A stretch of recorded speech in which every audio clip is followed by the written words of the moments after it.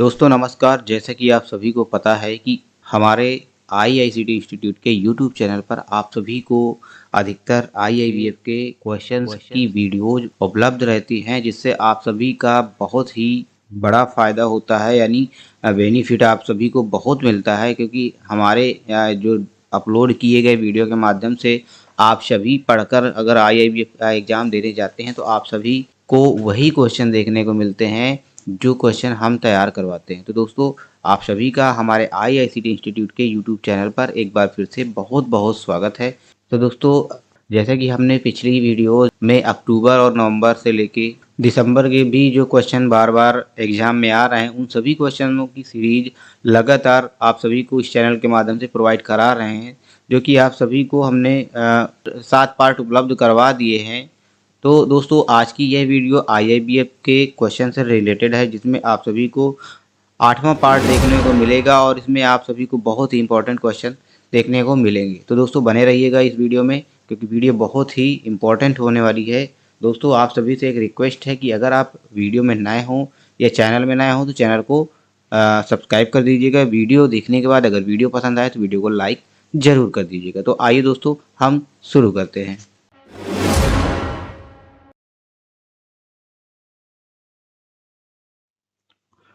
तो दोस्तों यहाँ पे आप सभी को दिख रहा है या पाठ चालू है, तो यहाँ पे आप सभी का क्वेश्चन है दोस्तों, पीएमजेडीवाई के अधीन निम्नलिखित में से कौन सा या से खाता या खाते खोले जाने का या के पात्र हैं। तो दोस्तों जो पीएमजेडीवाई है उसके विषय में ये क्वेश्चन है कि पीएमजेडीवाई खाता निम्नलिखित में से कौन सा या कौन से खोले जा सकते हैं। यही क्वेश्चन आपको अंग्रेजी में इस तरह मिलेगा कि which of the following accounts is या are eligible to be opened under PMJDY. PMJDY के अधीन निम्नलिखित में से कौन सा या कौन से खाता या खाते खोले जाने के पात्र हैं। तो यहाँ पे ऑप्शन है निरक्षर व्यक्तियों के नाम पर खाते, accounts in the name illiterate person, यानी लिटरेचर व्यक्ति भी खोल सकते हैं, इलिटरेचर निरक्षर या साक्षर दोनों खोल सकते हैं, संयुक्त खाते ज्वाइंट अकाउंट, वैयक्तिक खाते यानी इंडिविजुअल अकाउंट्स, उपर्युक्त सभी। तो दोस्तों जो पीएमजेडीवाई होता है प्रधानमंत्री जन धन योजना, उस खाता को खोलने के लिए सभी पात्र हैं। निरक्षर भी पात्र है, संयुक्त खाते भी खोल सकते हैं, वैयक्तिक भी खोल सकते हैं, यानी इन सभी में से क्या है उपर्युक्त सभी। ऑप्शन आपका सही होगा कि सभी व्यक्ति खाते खोल सकते हैं। ओके, नेक्स्ट क्वेश्चन है दोस्तों, डीबीटीएल। डीबीटीएल के अधीन आर्थिक सहायता का लाभ प्राप्त करने के लिए निम्नलिखित में से किसका होना आवश्यक है। डीबीटीएल डायरेक्ट बेनिफिशियरी ट्रांसफ़र, और एल का मतलब होता है एलपीजी। एलपीजी के अधीन यानी एलपीजी में जो डीबीटीएल होती है उसकी सहायता का लाभ प्राप्त करने के लिए कह रहा है निम्नलिखित में से किसका होना आवश्यक है। ऑप्शन है यहाँ पे बैंक खाता, bank account, pan number, ration card और टेलीफोन बिल। तो अगर डीबीटीएल का लाभ लेना चाहते हैं तो आप सभी को सबसे पहले आपके पास एक अकाउंट होना चाहिए, बैंक खाता होना चाहिए, तभी आप डीबीटीएल के अधीन आर्थिक सहायता का लाभ प्राप्त कर सकते हैं। ओके, नेक्स्ट क्वेश्चन है दोस्तों, कारोबार सुसाधकों जिसको कहते हैं बीएफ के लिए क्या डूज करें कृत्यों में शामिल है। यहाँ पे कहता है कि जो अगर आप बीएफ बनेंगे तो उनमें से आपको क्या करना चाहिए जो इस बताए गए ऑप्शन में शामिल है। यही अंग्रेजी में मिलेगा, does for BF includes. Number 1 है ग्राहक से संबंधित जानकारी की गोपनीयता बनाए रखना। तो ग्राहक से संबंधित जानकारी की गोपनीयता भी बनाए रखना चाहिए। नंबर 2 है स्थानीय राजनीति में शामिल ना होना, राजनीति में शामिल भी नहीं होना चाहिए, और जातिगत पूर्वाग्रह ये भी नहीं करना चाहिए। तो maintain recovery of the customer information, non indulgence in local politics, caste bias. ठीक है, तो यहाँ पे जो कारोबार सुसाधक होते हैं उनके लिए कह रहा है क्या क्या नहीं करना चाहिए, क्या करना चाहिए। तो सबसे पहला है ग्राहकों से संबंधित जानकारी की गोपनीयता बनाए रखना चाहिए, जो कि कारोबार सुसाधकों के लिए एक महत्वपूर्ण कार्य होता है कि गोपनीयता जरूर बनाए रखें। और दूसरा नंबर है स्थानीय राजनीति में शामिल ना होना। यहाँ पे करना करना कह रहा है ना, तो यानी स्थानीय राजनीति में शामिल नहीं होना चाहिए, ठीक है। और यहाँ पे जातिग्रह पूर्वग्रह, ये जो ऑप्शन है 3 नंबर, ये तो नहीं कह रहा है ना क्या करना चाहिए, तो यहाँ पे ये नहीं करना चाहिए। तो इसलिए ऑप्शन क्या है, 1 और 2 आपके सी नंबर सही होगा, केवल 1 और 2 सही है। ओके, क्वेश्चन को आपको सही से पढ़ना है तभी आपको आंसर मिलेगा, क्योंकि कुछ क्वेश्चनों में ही आंसर छिपा होता है। इसलिए आप सभी पहले क्वेश्चन को एक बार ध्यान से पढ़िए, ना समझ में आए उसको दोबारा रिपीट करिए, तभी आपको क्वेश्चन का आंसर मिलेगा, अन्यथा आप नेगेटिव पहुंच जाएंगे। ओके, नेक्स्ट क्वेश्चन है दोस्तों, यहाँ पे ग्रामीण ऋण के संबंध में कह रहा है कि कारोबार सुलभकर्ता या प्रतिनिधि अन्य बातों के साथ साथ क्या करेंगे। In respect of rural credit A business facilitator या करेस्पॉन्डेंट एमंग अदर।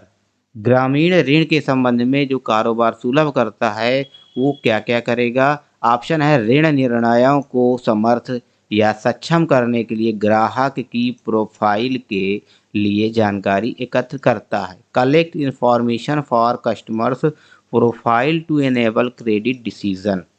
केवाईसी या एएमएल के परिप्रेक्ष्य से ग्राहक को स्वीकार करने पर निर्णय लेता है। Decides on accepting a customer from KYC या एएमएल पर्सपेक्टिव। ऋण आवेदन पर निर्णय लेता है। Takes credit decision on a loan application. उधारकर्ता के चूक करने पर ऋण वापस मांगता है। Recalls a loan where the borrowers है डिफॉल्टेड। ऐसा तो नहीं होता है, अगर उधारकर्ता चूक कर देगा तो ऋण वापस नहीं लेगा, जब वो भरेगा नहीं तब तक आप जबरदस्ती नहीं ले सकते हैं। ऋण आवेदन पर निर्णय लेता है, तो ऋण निर्णय लेने का कार्य कारोबार सुलभकर्ता का नहीं होगा। केवाईसी एमएल के परिप्रेक्ष्य से ग्राहक को स्वीकार करने पर निर्णय, ये तो केवाईसी तो होगी ही, ठीक है। ऋण निर्णयों को समर्थ या सक्षम करने के लिए ग्राहक की प्रोफाइल के लिए जानकारी एकत्र करता है। यस, सबसे पहले तो ग्राहक की प्रोफाइल की जानकारी एकत्र करेगा, जिसमें आपकी केवाईसी उसमें आपकी सिविल भी होगी और प्रोफाइल भी होगी कि ये कैसा बंदा है। तो वही आपका ये ए नंबर आपका सही होगा कि ऋण निर्णयों को समर्थ या सक्षम करने के लिए ग्राहक की प्रोफाइल के लिए जानकारी एकत्र करता है। आंसर आपका ए नंबर ही सही होगा। नेक्स्ट क्वेश्चन है कि लेन देन के प्रकार के आधार पर बैंक और ग्राहक के बीच कई प्रकार के संबंध हो सकते हैं। निम्नलिखित में से किस कार्य के परिणाम स्वरूप बैंकर ग्राहक का संबंध नहीं बनता है। यही क्वेश्चन आपको अंग्रेजी में मिलेगा। Relationship between the banker and customer can be various types depending on the types of transaction which one of the following does not result in the banker customer relationship. Option है, माल को bank की सुरक्षित अभिरक्षा में रखना, keeping goods in safe custody with the bank, bank के माध्यम से रिश्तेदारों को धन विप्रेषित करना, remitting money to relatives through the bank, bank से उधार लेना, burrowing money from the bank, bank की कारोबार संपर्की के रूप में उसके लिए काम करना, working for the bank as its business correspondent. यहाँ पे सबसे पहले आप क्वेश्चन को समझिए, क्वेश्चन क्या कह रहा है। क्वेश्चन कह रहा है कि लेन देन के आधार पर बैंक और ग्राहक के बीच कई प्रकार के संबंध हो सकते हैं। निम्नलिखित में से किस कार्य के परिणाम स्वरूप बैंकर ग्राहक का संबंध नहीं बनता। तो बैंकर और ग्राहक का संबंध क्या नहीं बनता कि बैंक के माध्यम से रिश्तेदारों को धन विप्रेषित करना, ये बैंकर और ग्राहक के बीच संबंध नहीं बनता। ओके, ऑप्शन क्या है, बी नंबर आपका सही होगा, ग्राहक और बैंक के बीच में संबंध नहीं बनता। ओके, नेक्स्ट है कि वर्तमान दिशा निर्देशों के अनुसार कारोबार प्रतिनिधि द्वारा निम्नलिखित में से कौन से कार्यकलाप किए जा सकते हैं। नंबर 1, धन प्रबंधन पर सलाह, ये बीसी के लिए है। ऋण परामर्श, ऋण आवेदनों का मूल्यांकन और मंजूरी। नंबर 4, सूक्ष्म बीमे की बिक्री। यही आंसर क्वेश्चन आपको अंग्रेजी में मिलेगा। Which of the following activities may be undertaken by a business correspondent as per extend guidelines. Number 1 कह रहा है advice on managing money. Number 2 डेप्ट काउंसलिंग।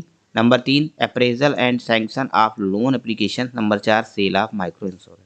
तो जो बीसी का कार्य होता है, तो बीसी का कार्य होता है धन प्रबंधन पर सलाह देना, धन प्रबंधन पर सलाह देना, एडवाइस ऑन मैनेजिंग मनी, ऋण परामर्श, ऋण लेने से संबंधित भी दे सकता है, ऋण आवेदनों का मूल्यांकन और मंजूरी, मंजूरी भी दे सकता है, ऋण आवेदनों का मूल्यांकन और मंजूरी। तो ऋण आवेदनों का मूल्यांकन और मंजूरी करने का कार्य ये बैंक मित्र का नहीं होता है। सूक्ष्म बिक्री की बीमे की बिक्री ये कर सकता है। तो ऑप्शन यहाँ पे आपका 1 नंबर सही होगा, केवल 1, 2 और 4। तीसरा नंबर आपका गलत होगा क्योंकि ऋण आवेदनों का मूल्यांकन और मंजूरी बैंक कारोबार प्रतिनिधि नहीं दे सकता, वो बैंक के माध्यम से ही आप सभी को मिलेगा। ओके, नेक्स्ट क्वेश्चन है दोस्तों, पीएमजेडीवाई के संबंध में निम्नलिखित में से कौन सा कथन सही है? विच one of the following statement is correct regarding PMJDY? प्रधानमंत्री जनधन योजना के संबंध में निम्नलिखित में से कौन सा कथन सही है? ऑप्शन है बैंक खाता बैंक शाखा परिसर से बाहर खोला जा सकता है, bank account can be open outside of A branch premises. ये नहीं होगा क्योंकि बैंक के बाहर नहीं खोला जा सकता है। नंबर 2 है बैंक खाता केवल एकल नाम पर खोला जा सकता है, bank accounts can be open in a single name only. तो बैंक खाता जॉइंट में भी खोला जा सकता है, बैंक खाता केवल न्यूनतम जमा के साथ खोला जा सकता है, bank account can be open with minimum deposit only, bank खाता केवल निर्धारित दिनों को खोला जा सकता है, bank account can be open on fixed days only. ये भी गलत है। तो आपका सी नंबर सही होगा, बैंक खाता केवल न्यूनतम जमा के साथ खोला जा सकता है, यानी आप कितना भी कम से कम जमा कर सकते हैं, वो आपकी कोई लिमिट नहीं है, न्यूनतम जमा भी के साथ खोल सकते हैं। ठीक है, ऑप्शन आपका सही होगा, जो सी नंबर सही होगा, बैंक खाता केवल न्यूनतम जमा के साथ खोला जा सकता है। नेक्स्ट क्वेश्चन है दोस्तों, किसी ग्राहक को बैंकिंग पहलू समझाने का सबसे अच्छा तरीका है? तो the best way to explain a banking aspect to a customer is. सबसे अच्छा तरीका क्या है ग्राहक को बैंकिंग पहलू समझाने का? ऑप्शन है इसके बारे में सरल तरीके से बताना, to tell about it in a simple manner, इसे विनियामक तरीके से वर्णित करना, to describe it in a regulatory manner, इसे उत्पाद मैनुअल में दिए गए रूप में वर्णित करना, to describe it as given in the product manual, इसे तकनीकी शब्दों और वाक्यांशों में वर्णित करना, to describe in technical words and phrases. तो ग्राहक को बैंकिंग पहलू समझाने का सबसे अच्छा तरीका क्या होगा?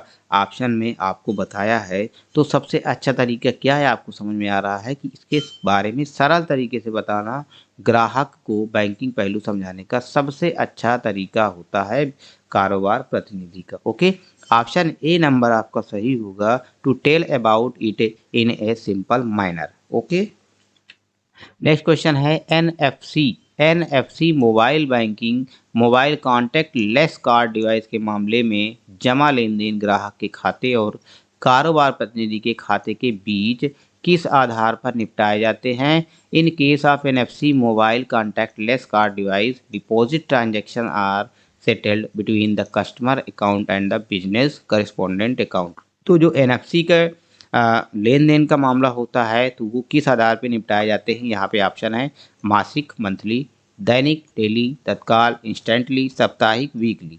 तो जो एनएफसी का मामला होता है, एनएफसी में तुरंत तुरंत कॉन्टैक्टलेस कार्ड के माध्यम से निपटान किए जाते हैं। और जो ट्रांजैक्शन का मामला होता है तुरंत होता है, इंस्टेंट होता है, तत्काल कार्य होता है। ठीक है, तो ऑप्शन सी नंबर आपका सही होगा, तत्काल।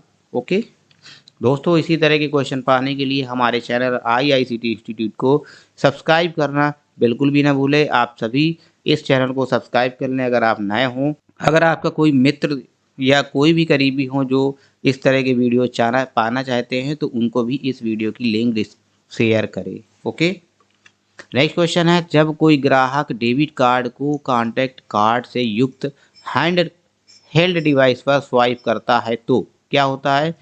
When a customer swipe the debit card on A handheld device with contact card, जब कोई ग्राहक कॉन्टैक्ट कार्ड से युक्त हैंडहेल्ड डिवाइस पर स्वाइप करता है क्या अपना डेबिट कार्ड, तो क्या होता है? डिवाइस ग्राहक का विवरण बतलाता है। The device announce the customer details, device screen ग्राहक का विवरण प्रदर्शित करता है। The device screen displays the customer details, ग्राहक का विवरण एजेंट के मोबाइल पर फ्लैश किया जाता है। The customer detail are flashed on agents mobile screen, ये तो गलत है, उपरोक्त में से कोई नहीं, नन ऑफ द एबव। तो डिवाइस ग्राहक का विवरण बतलाता है, ऑप्शन क्या है? यहाँ पे डिवाइस तो ग्राहक का विवरण बताएगा नहीं, क्योंकि बोलने का ऑप्शन नहीं होता है, बोलेगा नहीं। डिवाइस स्क्रीन का विवरण प्रदर्शित करता है, डिवाइस जो होगी वो स्क्रीन पर ग्राहक का विवरण प्रदर्शित करेगा, यानी डिवाइस स्क्रीन ग्राहक का विवरण प्रदर्शित करता है। तो आपका ऑप्शन यही सही होगा, डिवाइस स्क्रीन ग्राहक का विवरण प्रदर्शित करता है, जो कि ऑप्शन बी नंबर में आपको देखने को मिल रहा है, डिवाइस स्क्रीन ग्राहक का विवरण प्रदर्शित करता है। ओके, नेक्स्ट क्वेश्चन है, प्रधानमंत्री जनधन योजना के अंतर्गत वित्तीय सेवाएं प्रदान करने में कारोबार प्रतिनिधि की महत्वपूर्ण भूमिका होती है और उन्हें उन्हें के रूप में जाना जाता है। Business करेस्पोंडेंट्स have a key role in providing financial services under Pradhanmantri Jandhan योजना एंड आर नोन एज, तो जो सर्विस प्रदान करते हैं वो किसके नाम से जाने जाते हैं, ऐसा पूछ रहा है। तो प्रधानमंत्री जनधन योजना के अंतर्गत वित्तीय सेवाएं प्रदान करने में जो कारोबार प्रतिनिधि की महत्वपूर्ण भूमिका होती है उसको क्या कहते हैं? ऑप्शन है ग्राहक मित्र, जनधन मित्र, बैंक मित्र, बैंक प्रतिनिधि। जो बैंक मित्र जो होते हैं वही सारे कार्य करते हैं, बैंक में बैंक मित्र ही होते हैं जो वित्तीय सेवाएं प्रदान करने के लिए नियुक्त किए जाते हैं। ठीक है, ऑप्शन सी नंबर आपका सही है, बैंक मित्र। तो दोस्तों ये था आप सभी के लिए IIBF के महत्वपूर्ण क्वेश्चनों का एक महत्वपूर्ण संकलन। आशा करता हूँ वीडियो अच्छी लगी होगी। अगर वीडियो अच्छी लगी हो तो वीडियो को लाइक कर दीजिएगा, चैनल में नए हो तो चैनल को सब्सक्राइब जरूर कर दीजिएगा। तो दोस्तों मिलते हैं हम अगली वीडियो में, तब तक के लिए नमस्कार, जय हिंद, टाटा, बाय बाय।